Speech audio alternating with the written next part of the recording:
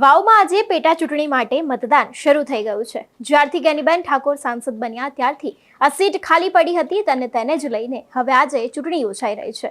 મતદાનની શરૂઆત થઈ ચૂકી છે, ત્યારે વાવમાં કેટલા લોકો મતદાન કરશે, સાથે જ વાવમાં કોનો વટ જામશે તે દરેક વાત કરીશું આ વિડીયોમાં। નમસ્કાર, હું હંસિની અને તમે જોઈ રહ્યા છો નિર્ભય ન્યૂઝ।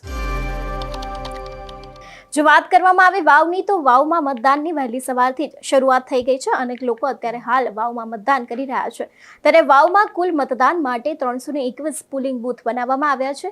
આ ચૂંટણી માટે ખાસ 2000 જેટલા સ્ટાફને ચૂંટણી માટે રિઝર્વ રાખવામાં આવ્યો છે। સાથે જ માહિતીના આધારે જો વાત કરવામાં આવે તો વાવ બેઠક પર કુલ 3,10,681 મતદાતાઓ છે જે મતદાન કરવાના છે, જેમાંથી 1,61,293 પુરુષ મતદાન છે। તેની સાથે જ 1,49,387 મહિલા મતદાન છે। એટલે જો વાત કરવામાં આવે સમગ્ર 3 લાખથી ઉપરના લોકો છે જે આ બેઠક માટે મતદાન કરવાના છે। હવે જો પોલીસ બંદોબસ્તની વાત કરવામાં આવે તો પોલીસમાં સૌથી પહેલા તો 2 BSFની ટુકડી અત્યારે હાલ ત્યાં તૈનાત છે। તેની સાથે જ 2 CISFની ટુકડી પણ ત્યાં તૈયાર છે। તેની સાથે 3 SRP જવાનની કંપની, તેની સાથે જ 450 પોલીસના બંદોબસ્ત સાથે અત્યારે હાલ આ ચૂંટણી યોજાઈ રહી છે।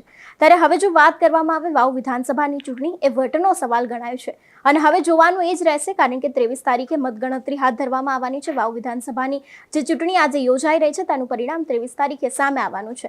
જો કે અત્યારે હાલ જ્ઞાનીબેન ઠાકોરનો દબદબો જળવાય છે કે પછી સ્વરૂપજી ઠાકોરનો જળવાય છે કે પછી અપક્ષમાંથી માવજી પટેલને મત મળે છે, તે હવે આગામી સમયમાં જોવાનું રહેશે।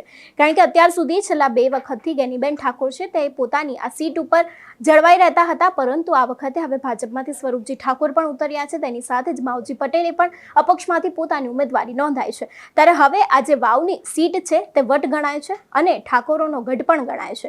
તેવામાં હવે આ બેઠક ઉપર કોનો દબદબો જળવાય છે તે તો હવે આગામી સમયમાં જ ખબર પડશે। જો કે અત્યારે હાલ ત્યાંની વાત કરવામાં આવે તો વાવમાં અત્યારે હાલ સવારથી જ મતદાનની શરૂઆત થઈ ચૂકી છે। પોલીસના બંદોબસ્ત વચ્ચે અત્યારે હાલ આ મતદાન થઈ રહ્યું છે અને 3 લાખ કરતાં પણ વધારે લોકો છે જે વાવમાં મતદાન કરવાના છે। તેમાંથી જે પ્રમાણે આપણે વાત કરીએ એ પ્રમાણે મહિલા અને પુરુષના જે અલગ અલગ ભાગ કરવામાં આવ્યા છે તે રીતે અત્યારે હાલ કુલ 3 લાખથી વધારે લોકો છે જે મતદાન કરવાના છે। 321 જેટલા પોલિંગ બૂથની પણ અત્યારે વ્યવસ્થા કરવામાં આવી છે। સાથે જ વાવ વિધાનસભામાં કોનો વટ જળવાય છે તે હવે આગામી સમયમાં ખબર પડશે। આ વિષયને લઈને આપનું શું માનવું છે અમને કમેન્ટ કરીને ચોક્કસથી જણાવજો। સાથે જ નિર્ભય ન્યૂઝને લાઇક, શેર અને સબસ્ક્રાઇબ કરવાનું ભૂલશો નહીં। નમસ્કાર।